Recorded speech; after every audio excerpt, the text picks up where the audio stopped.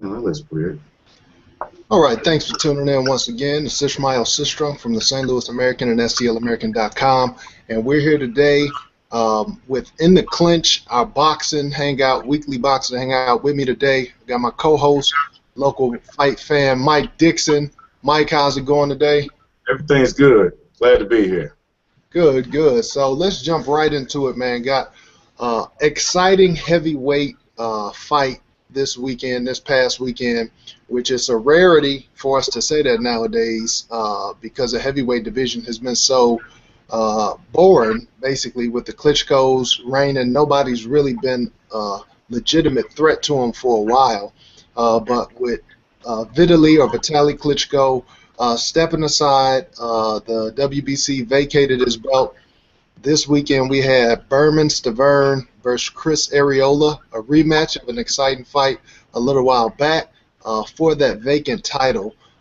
In this match, it was an interesting matchup because Chris Arreola started out pretty strong. He brought a lot of pressure to Bermane Stiverne, made him seem uncomfortable at times, got some good shots, but Stiverne stayed true to his boxing roots. He laid on the ropes. He counterpunched nicely. And in the sixth round, he finally caught up with Arreola and put him in serious danger and closed out the show, got him out of there. Mike, we didn't get a chance to give picks on this. Our last show went a little bit long, so we didn't even get to preview this fight. But how did you see this outcome, and is this fight how you thought it would play out? Yeah, I really didn't know what to think about this fight. I thought it could have gone a couple ways. I saw the first fight. I was a little excited about it. I saw the first fight, and I thought it was a pretty good scrap. And I didn't really know what to think because Arreola is a guy that we know has ups and downs as far as his motivation goes, as far as his conditioning. So you would never really kind of know what you're going to get with him. I mean, he's kind of fell into the gatekeeper status. It seems like everybody that thinks they have a heavyweight prospect on the rise, a lot of them like to try to put him in there with Arreola and see how he fares. You know, but yeah, I didn't know what to expect. I didn't know whether or not Bermane Stiverne caught an out-of-shape, unmotivated Arreola, although he says the same thing before every match. You know, oh, I'm in the best shape. Oh, I took it serious this time. You still never really know what to get. So I didn't really know what to expect. Turned out, I could tell from the first round on that it was going to be interesting scrap because it was sizing up. It was like a round 13 from the first fight. You know, I think those guys can fight 3 or 4 times, and every time you'll get an interesting matchup. You got the boxer versus the puncher, and it's just a matter of whose will win out. And it looks like Burnaby's got his number, man, because he looked good. Yeah, and how did you think the fight was going up to the point of the knockout? You know, watching the telecast, you know, they were really high on Arreola. And like I said, Arreola was pushing the fight, bringing the pressure for most of it. But did you think that he was significantly ahead? Did you think it was a close fight? How did you see it at the time of the stoppage? Yeah, at the time of the stoppage, I thought it was a close fight, but I thought Arreola was winning, if for no reason other than hustle. I mean, he was just out hustling them. You know, Stiverne was doing a lot of laying on the ropes and waiting to counter punch, and you know, Arreola was doing a good job of staying busy and staying active, and you know, applying the pressure. And he'd throw 8, 9 punches, and then Stiverne might cover up for maybe pockets of 30, 40 seconds at a time before he fired back. Now, when he did fire back and land, he was landing the more telling punches and the cleaning punches. But I think that if it could have went on, it was going to be real interesting because Arreola was putting rounds in the bank. Yeah, yeah, and I think it was close too. I do think Arreola was probably ahead, or it might have even been near a draw. I didn't have my scorecard with me for that fight, but I thought that Stiverne was very accurate, with his counter punches off of the ropes. He sat there and he, like you said, he would take 6, 7, 8 punches in a row. But when he countered, his counter were crisp. They got through Arreola's guard. We know Arreola is in a the best defender in the world anyway. You know, he doesn't mind. He wants to get in a scrap. He wants to get in that back and forth. But Stiverne, you know, had pretty good defense. You know, but he Arreola got through his guard too plenty of times. But I guess Stiverne's chin is just a little more solid than Areola's. Yeah, yeah, absolutely. You know, of course, you know, we couldn't expect him to say anything else except, you know, of course, after the fight, he said that's how he planned it and everything. But we really don't know. I thought Arreola looked okay for, you know, for 4 or 5 rounds, and you know, he just happened to get caught, you know, and after that, Stiverne did a good job of jumping on him and sealing the deal, man. I think that was a good stoppage. I definitely think that he was on his way to getting knocked out cold probably if it would have continued. So no controversy on that.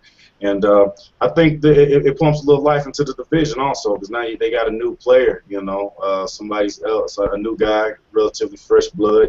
He's 35, but doesn't have a lot of miles on him. You know, has a fairly interesting style. So hopefully after with Vitali out of the picture, and then probably Vladimir, you know, following suit shortly hereafter. Even though it doesn't seem like America has produced a guy that could take out the Klitschko brothers, maybe they can make some entertaining fights fighting each other. Yeah, yeah, and Stiverne, you know, he's the first Haitian heavyweight champion. But you're right, he is an interesting guy. You know, he has that boxing pedigree. He has some power, you know, able to get guys out of there. So he is an interesting guy. He doesn't have, you know, at 35, he probably doesn't have too long, maybe, you know, 3 years.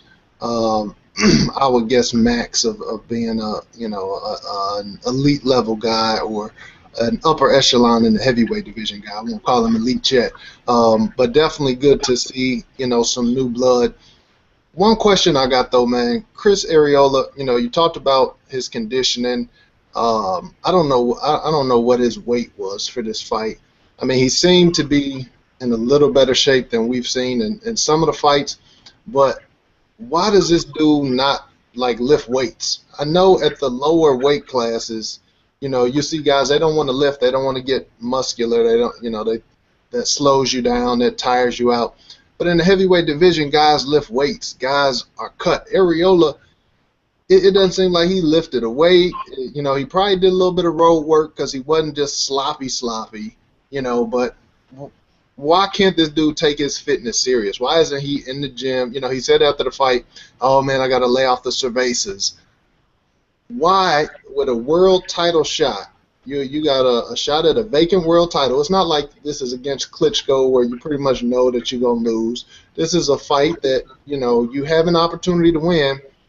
How can you not get motivated to be in peak physical condition for that fight? Is it a trainer issue? Well, I know it starts with him, but does he need to switch trainers? Does he need to switch fitness gurus? What does he need to do, man? Yeah, I mean, I got a totally different take on it because, you know, just watching boxing, you know, in the past, there's always kind of been guys that had that, you know, kind of chubby, borderline, flabby physique. You know, I don't know if he's ever going to be a guy whose body's going to necessarily cut up, but, I mean, you could tell just by his punch output that he was in shape. I don't know if it's ever going to reflect in his physique, but, you know, he's a guy who, when he's out of shape, you can tell he's really out of shape. I thought it was a fairly well-conditioned Arreola that we saw. I think more so it was Stiverne's style more so than his conditioning that, you know, played a key factor in him getting the loss on Saturday. But, I mean, who knows? You know, he's a guy who seems like he likes the party life a little bit. So, I mean, who really knows what's going on behind the scenes? But, you know, I think more so than Arreola's conditioning on this one, I think we got to tip our hat to Stiverne. I thought he looked good. And, you know, Stiverne himself is a guy who's not really necessarily chiseled or ripped like that. He's kind of got that, you know, pudgy type build, you know, maybe football type build, you know, a little fat on top of the muscle, you know, little round look. Yeah, I think it's possible that Arreola was in pretty good shape. He's never going to be a Floyd Mayweather. He's never going to be a Bernard Hopkins. He's never going to look like Roy Jones. But, you know, I mean, he kept up a pretty good pace, you know. So I think conditioning-wise, I think he probably was cool. Yeah, and it wasn't even so much the conditioning, although, you always have to say, you said several times, he was in shape for Areola. Which, like I said, he wasn't in, we've seen him in a lot worse shape. I don't think he was in bad shape. But I think early on, one thing that made me think about that was when he was getting through Stiverne's guard and making contact. We know Areola can punch, but it just seemed like, maybe if he had been lifting weights, that those clean shots that he was getting, maybe they would have put Stiverne in more trouble. I don't know if this, maybe I have to take my hat off to Stiverne and say, hey, you got a great chin, but it just made me wonder, like, man, it seems like he should be able to generate even more power. He doesn't have to be built. He doesn't have to be a big swole guy, look like a bodybuilder or anything. But I mean, he just doesn't look like he lifts weights at all. And like I said, at the lower weights, I understand it because those guys don't want to lose their speed. They don't want to do that. But most heavyweights, 9 out of 10 heavyweights, you can tell that they're lifting weights, that they're trying to get the most impact on their punches, because in the heavyweight division is different. It's one punch can end it. I mean, I guess that's true at any weight class, but it's just so much more important at the heavyweight division to have that power. He's not a guy like Chris Bird, who can box, or even James Toney, when he went up there, who has those boxing skills. So if you don't have that speed, if you don't have that defense, then you need to be able to crack. And I think he could hit harder if he hit the weights a little bit harder. That's all I'm saying. Yeah, I feel you, bro.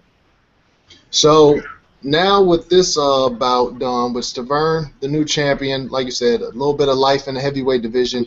It's supposed to be, he's supposed to fight Deontay Wilder next. Now that hasn't been officially announced, but I think Wilder is the mandatory, or he's maybe the interim champ. So he was promised to fight the winner of this bout. How excited are you about that? Are you looking forward to that? Deontay Wilder, undefeated, but he hasn't had too much serious opposition. He's kind of been fed opponents to look spectacular, and he has. But when he gets in there with a guy like Stiverne, a guy who seems to have a durable chin, seems to have good boxing skills, how do you think that Wilder will face, or how do you think he'll deal with that? Yeah, as I was watching that fight, I was thinking about that. That matchup's a little intriguing because to me, there's still a lot of question marks with my man Wilder. At this point, he's kind of on a roll right now. I don't really know what to make of the Malik Scott fight. I got to be honest. It looked like Malik could have got up. Maybe he was as hurt as he says. Who knows? But I was intrigued by that matchup because I know Malik is a guy who's got a lot of skill himself, and I know he's a guy that, if anything else, you're gonna get rounds from. So if I could have had that to evaluate Wilder, I would have felt more comfortable. At this point, I still don't know what he can do because I say all the time, he kind of reminds me of Michael Grant a little bit. The ex-athlete, same size, same everything, a little raw. His technique is, leaves a little bit to be desired, but at the same time, he's stretching guys left and right, So if I was put on the spot and forced to make a pick right now, I probably would go with Stiverne just because of what I saw in the 2 Arreola bouts, and Arreola is better than anybody that Wilder has beaten at this moment. But at the same time, I mean, the way it's hard to, bet against a guy that's, 34 and 0 and 34 knockouts. But if Stiverne would somehow be able to make it past the first 2 or 3 rounds, I definitely think he has enough skill to give Deontay Wilder a lot of problems, man. Because his skill set is pretty decent for the heavyweight division. He's got relatively fast hands. Looks like he's got power. Real nice tight defense. So if he can stay inside those long looping punches that Wilder throws, because he throws them from all angles, I think, in my opinion, I think Stiverne would probably have to be favored at this point. Yeah, and it's an interesting matchup. I wish we would have been able to have Factoid on because Wilder, is his guy. He's really big on Wilder. He's really the one that put me on to him. So I'd like to hear what he thinks of that matchup. But that's why, honestly, I was looking forward to this matchup so much is because I wanted to see Wilder in there against the winner, and to be able to have a test. Because the first time I saw him, I had those same questions. Like, man, this dude, his style is, he's all over the place. He's wild. He, throws from just awkward angles, cocks back. Everything is telegraphed. But like you said, he seems to have that power where it doesn't matter. All that other stuff doesn't matter, because if he hits you on the chin, you're gone. So. He didn't even look at that skill beating up that internet troll this week. I saw flaws in his technique fighting him. So. Yeah, you're talking what you're talking about is Charlie Z. Everybody saw that. If you didn't see that, matter of fact, I may link it to this video, or go out and Google Deontay Wilder versus Charlie Z, and that was hilarious. Like you said, internet troll, just a little regular guy, and the funny thing about that is, I saw people who were saying, man, Wilder, his power's questionable now, man. He couldn't knock this guy out. He kept getting back up. Charlie Z's probably 5'10", 180, skin and bone. And they said, man, if he got up, how you expect to knock out real heavyweights, And so a little bit of joke in there. But, I mean, what do you even make of that situation, man? It just was real weird, I got off work and I saw the text message that you had sent me with the link, and I'm like, that's why I text you back. What is this? Yeah, I wasn't hip to the guy. It just looked real wild. I couldn't tell if it was a joke or if it was serious, and then you kind of gave me a background on the guy. I don't know, but I know he's got a lot going for him right now, so he might want to leave them type of activities alone. I know he said the guy signed a waiver and everything like that, but I mean, did the guy have it coming properly, man? But is it worth it in the long run if the guy decides to sue and everything like that? I don't know. But from what I heard, the dude was kind of a jerk, and it said some, real outrageous type things, and Wilder kind of caught up with him at the gym and kind of made him eat those words a little bit. But yeah, with all he's got going for him, he might want to leave that type of stuff alone. Yeah. But like you said, man, it was funny. It was hilarious. I think the guy did have it coming. He sucker punched Floyd Sr. some years back. I think I sent you that clip as well. But, it's just another example for these guys who are internet trolling. We saw a little while ago over in the UK, a fighter showed up on a guy's, he didn't show up to his house, but he showed up on his street and tweeted a picture of it, and the guy got scared and apologized for all this stuff he was saying. But, you guys out there, internet tough guys, forum bullies, hey, people are pulling your cards, man. So be careful. But I think you're right. Deontay Wilder has to definitely be careful with stuff like that, because, I mean, to be honest, and I'm sure he pulled off a little bit on some of his punches. I'm sure he wasn't in there like he was fighting heavyweight, but he was throwing hard shots. Like, he could have legitimately hurt that guy.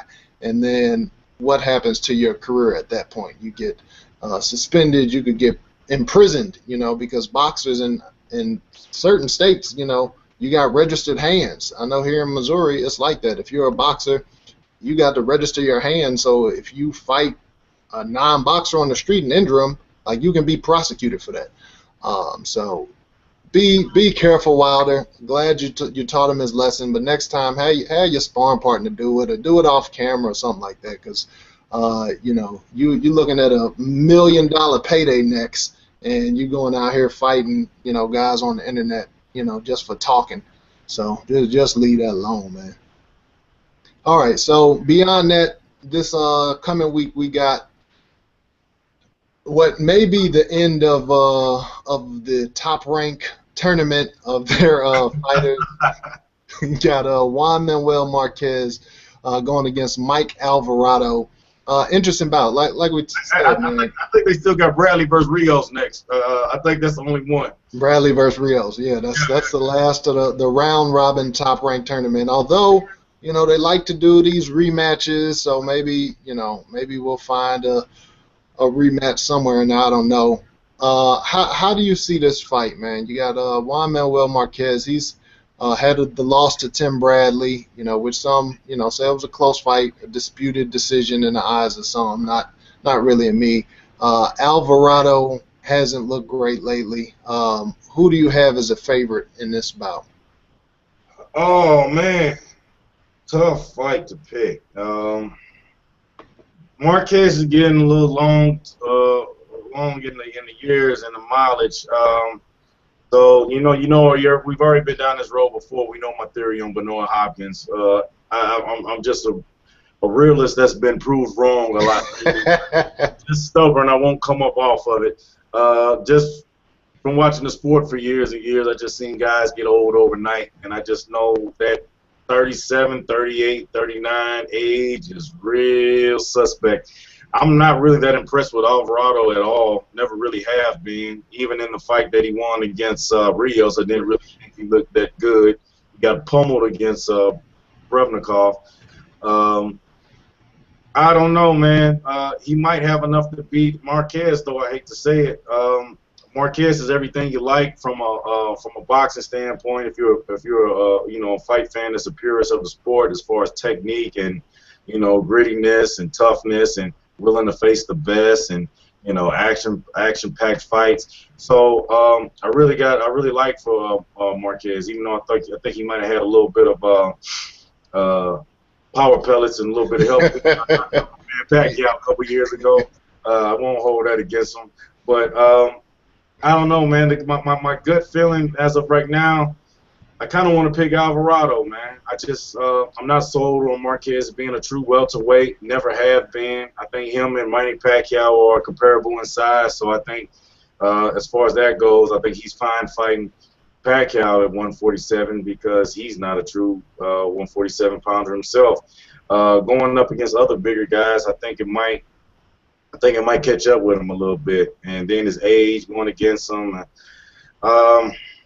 Yeah, I just talked myself into it. I'm going to go ahead and seal the deal and go ahead and pick Alvarado for the upset, man. All right. Well, you talk about the age. Alvarado is 33, so it's not like he's a spring chicken. Like you said, he was in some rough fights with Brandon Rios. Just came off of, kind of getting beat down by Ruslan Provodnikov. So he's not really a spring chicken. If he was 23, 25, maybe even 27, I might buy that. I might say, yeah, he's going to be the fresher guy. But to me, he probably has just as much, if not more, mileage than Juan Manuel Marquez. Now, Marquez he's been in a lot of tough fights throughout the years. But the thing is, as a boxer, as a counterpuncher, I think that he's able to withstand those a little bit better. He doesn't take quite as much punishment. Alvarado, he's a solid boxer, but I don't think he's really in Marquez's league when it comes to that. So it's really coming down to, for me, is that size difference. Is Alvarado, is he going to be able to bully Juan Manuel Marquez? I don't think so. I think Marquez has more than enough. I think if anybody looks old in this fight, it's going to be Alvarado. I just don't know. He's not really an elite level fighter. Marquez has been an elite fighter for so long. I think in bouts like this, he can almost cruise. He can almost set it to where, when it gets to a tough point, he knows how to handle it. He's been through it. He knows how to box around it. And I think his technique is going to be too much. I think Alvarado's a guy that's going to look old. Alvarado's a guy that's going to look slow, and it's going to turn to a point where he's going to try to impose his will and push Juan Manuel Marquez back, and that's what Juan Manuel Marquez wants. And once you get in that situation, I think it's going to be over. I think Marquez is going to win. It could be. I'm not going to say it's an easy fight. I picked some easy wins here lately. I don't think it's going to be easy, but I'll say Marquez, 8-4. 7-5, one of those two, somewhere like that, with a decision win. Yeah, I I hope you're right, bro. Just for the sake of history, man. I hope Marquez does have a couple more entertaining fights left in him. I still got memories of him having some real tough battles with, Juan Diaz, who is nowhere near his level, and Michael Caceres. So, hopefully this isn't one of those situations where he fights down to his opponents like he has done in the past and makes tight fights a little bit tougher. I hope he's got a little bit left. I hope his skill prevails, and although I don't want to see him in Pacquiao 5. Hopefully he can stick around and maybe break away from the top-ranked boxing federation and maybe go along the lines of my man Cotto. And hopefully Julio Cesar Chavez here shortly, and branch away from these promotional ties, and maybe at this point in his career, Marquez will be able to realize, if he wins, that, hey, you know what? I got a name. I don't have to be under the top-ranked banner. I don't have to fight in the top-ranked tournament. I can bounce back and forth. And I'd like to see him against Danny Garcia. Wouldn't you like to see that, Ish? Yeah, absolutely. I'd like to see him against Lucas Matisse. I'd like to see him against Broner. I'd like to see him against Devin. You know, I'm just this league thing is just getting kind of old, and these guys falling victim to the same concepts and the same type of situations that are going on and on and on. You know, hopefully he gets past Alvarado, which, like I said, I think is a big if at this point. Yeah, we can see him branch out and fight some of the other guys, man. Just do your own thing, man. Bounce back and forth. If they got a good fight before you in Golden Boy, the fans want to see it. Maybe leave yourself the options open. You can go fight them. You know, if Top Rank has something going on in an interesting matchup, do that. You know, hopefully here in the next couple of years we'll see guys start to do that. Well, and here's the reason I think that we don't see that as often, and I agree with you wholeheartedly. I've been saying that for a long time. I either hope that, you know, either one entity, you know, comes together and just gobbles up all the boxes, or, you know, that we see people taking that free agent route. But I think the reason that a lot of guys don't is because when they sign these deals, I mean, think of it like in the NBA, you know, guys want to sign a 3, 4, 5, 6-year deal with that guaranteed money, as opposed to risking, okay, I'm going to play this 1 year, and if I get hurt, then I'm SOL. So I think that's why guys are more apt to take those deals, because they get a 5-fight contract with a guaranteed minimum of, you know, this much per fight. So I think it gives them more security, or they may get a little money up front. But to the layperson like you and me, you know, looking at it, it's like, why are you doing this? Like this, especially like you said, the Top Rank, that whole little tournament is so annoying. They don't have enough fighters to really to be pushed aside from everybody else like that. You don't have enough guys, so you need to partner up with somebody. If you're not gonna fight with Golden Boy, you need to get with Main Events. You need to get with Dan Goosen. You need to get with a lot of other people, because right now Golden Boy, you know, has everybody. Golden Boy and Al Heyman, you know, they got everybody. So to not do business with them is silly to me. But we saw Don King, you know, he's pretty much out the picture now, but everybody in the world knew that Don King was cheating guys, ripping guys off, was, you know, demanding options, forcing people to make terrible decisions. They knew that for a long time, but it took a long time before he really died out and lost his power and influence. And Arum seems kind of like the next Don King, where a lot of people are annoyed with him. A lot of people don't like the way he does business. But for whatever reason, you know, maybe he just, you know, he's kind of like a skilled recruiter where he can just talk guys and get that commitment.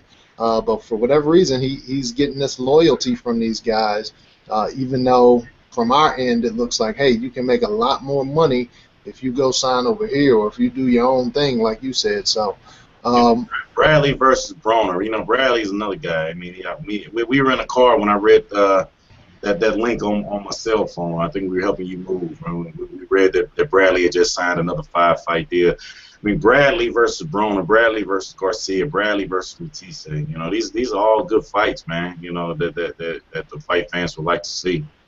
Now, what do you think about, you know, there's been a lot of news, we've talked about it a little bit before, about Oscar De La Hoya, you know, reaching out to Bob Arum. I think they've said that, you know, there's no animosity between them. They want to do business together.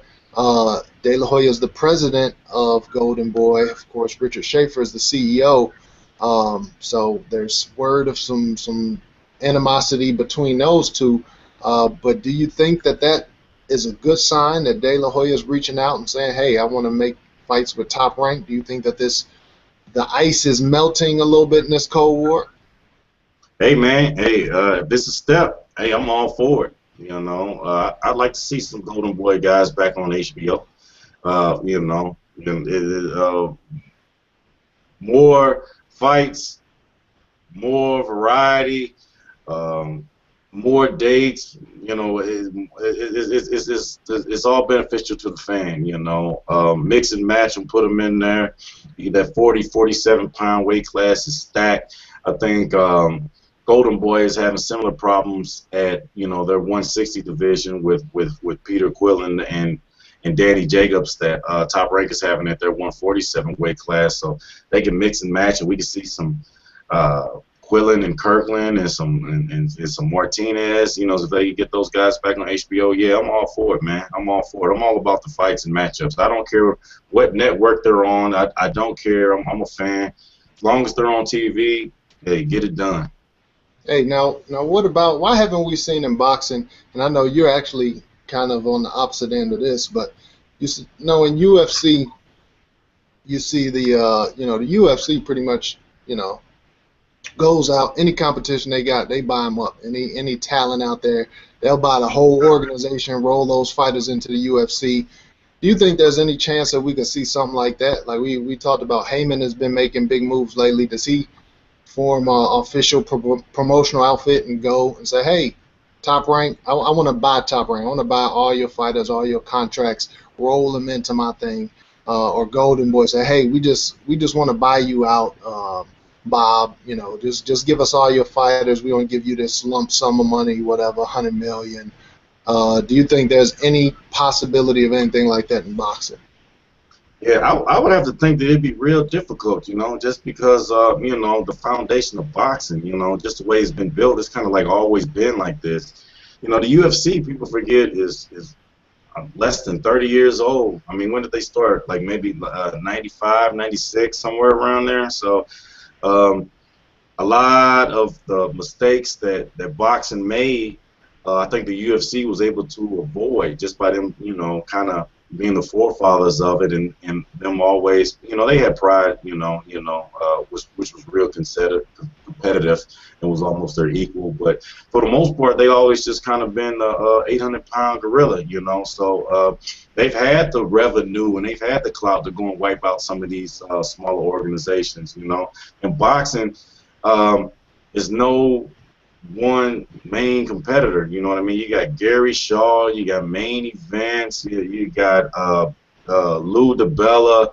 It's just always kind of been a business that's been run on like individual entrepreneurs, all with their own agendas, all with their own contracts, all with their own fighters. So it just seems like it would be difficult to get everybody on the same page and accept buyouts, and it's always going to be a guy where they're not going to buy into it, and they're going to have their own agenda, and they're going to want to maximize their profit for their fighter, and they're going to feel that they should be doing this and like that. It's just always been a history filled of power struggles and guys kind of dog eat dog trying to get on top. Okay, and last thing I want to ask you, Adrien Broner, we talked about him last time. I wrote an article about him. He got suspended by the WBC for the remarks that he made, about, his can man shtick, which he's done before, but, used a little vulgarity talking about, beat the mess out of a Mexican. A lot of Mexicans were offended. WBC is based in Mexico, so they complained a lot. WBC said, okay, you're suspended until you apologize to the Mexican fans that you offended. Do you feel that was warranted? Was that just based on the action? Are they overdoing it? Or is it much ado about nothing? Yeah, I don't know. I didn't read too much into that. Yeah, I think I did hear something about that in past, and I'd have to look it up and see a little bit more. I mean, so suspended as far as what? Well, they said they were dropping him from the rankings, from the WBC rankings, and wouldn't reinstate him until he apologized.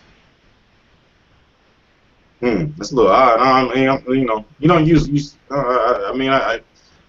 Where'd you say they were based? in Mexico. Oh, okay. Yeah.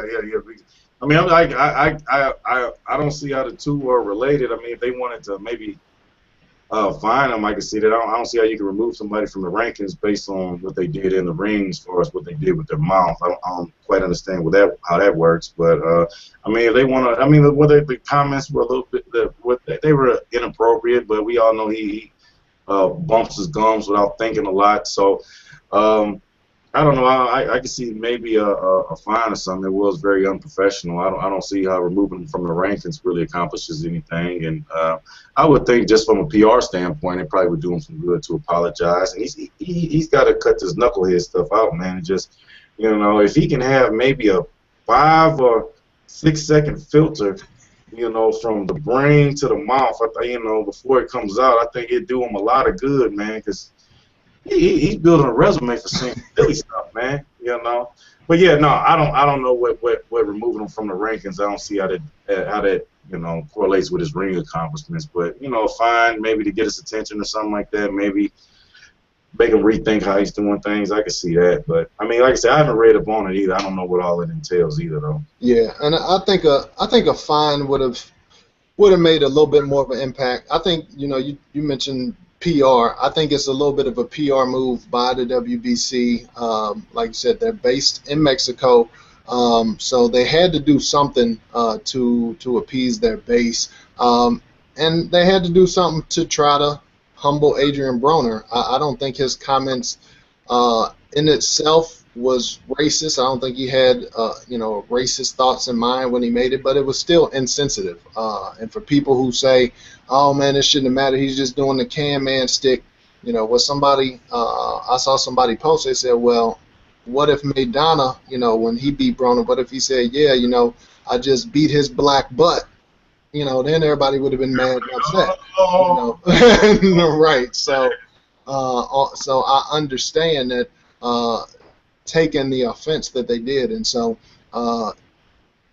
I agree with you. I think Broner, he needs to learn. He needs to learn a lesson. This is the WBC's way.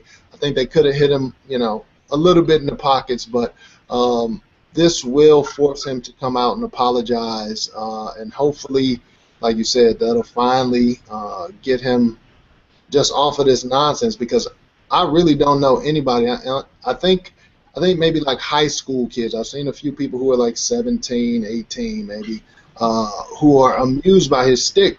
But otherwise, I don't know anybody, men, women, old people, younger people, who was really amused by this guy. So he needs to get it together, or he's gonna start losing that fan base. Like, his mouth has gotten him attention to a certain point, but he's now at the point where he's alienating people where they don't even want to see him at all. It's not just it's going beyond I want to watch him lose to I'm just not going to pay him attention at all. So yeah, I've been on that for a while. If I'm on boxing scene or something like that, or fight hype, I don't have any interest. If I see an Adrien Broner link, then I know it's going to be some foolishness involved pretty much, so I don't even really too much take the time to open it up and read the link. Yeah, and it seems like after every fight, we kind of having this same conversation about, man, I hope he gets it together. And so it's time. It's time. I want to stop having that conversation, man. So hopefully this little suspension, even though, like I said, it's really kind of like a slap on the wrist, but hopefully that will get him thinking. But I'm not going to hold my breath. If I were a betting man, I wouldn't bet on it. I'll say that. Anything else that you wanted to talk about, man? I know we got some NBA playoff games going on. Want to get back to those, but anything else in the world of boxing that you want to touch on before we sign off? No, I think relatively slow week. Like I said, I'll go ahead and take Alvarado for the upset, unwillingly. I could totally see Marquez, No, you can't be on the fence. You got to pick. You got to be on the side. You got to be Alvarado. You got to be Marquez. You can't be, I can see. I'll stick with Alvarado. I'll go ahead. I'll take that. I don't feel good about it, but I'm going to go ahead and stick with what I said earlier. Knockout decision. How's it getting done? Knocking Marquez out. We know that. Probably like I say, I could be digging too deep or overanalyzing, but I believe the fight is at 147, right? Yeah. Yeah, the weight, I don't like it for Marquez.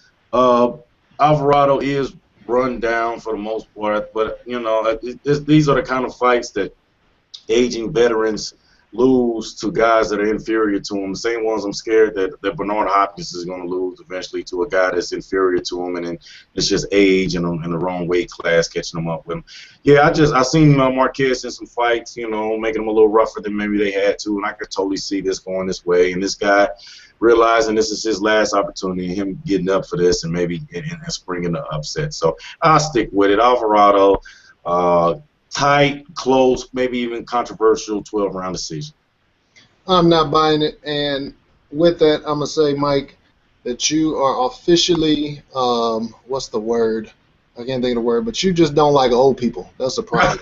you don't like seniors, man. And we're going to get you some counseling, get you to talk to somebody, because that's just as bad as being a racist. It's just as bad as being a sexist, that Mike Dixon hates old people. You heard it here first. All right, man. With that, find something else to do. All right. Well, with that, that's it for us this week. Make sure you tune in and watch that bout. And if you have any comments or questions, make sure you leave them down below. As always, I'm Ishmael Sistrunk with the St. Louis American. You can find my articles at stlamerican.com. Here with Mike Dixon. Mike, you can find him at the barbershop on Wednesdays. Find him at Subway, on Grand, on Saturdays. I don't know, Mike, where if people want to holler at you, how can they get to you? Yeah, holler at my man Ishmael, StLouisAmerican.com, St. Louis, and also the boxing hangout. Yeah. All right, we'll see you later. Thanks for tuning in. Peace. Peace.